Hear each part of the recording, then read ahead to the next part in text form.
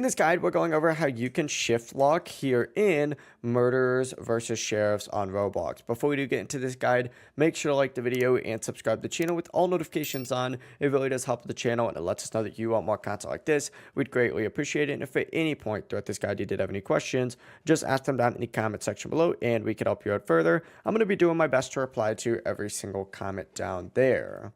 Now, first things first, the keybind for this is literally just shift. It'll activate just like this. But if it's not activating for you, you need to go ahead and adjust your game settings. So go ahead and open up the game settings by hitting the little Roblox logo, hitting settings just like so. And what you need to do is actually scroll down until you see like the little movement section on here.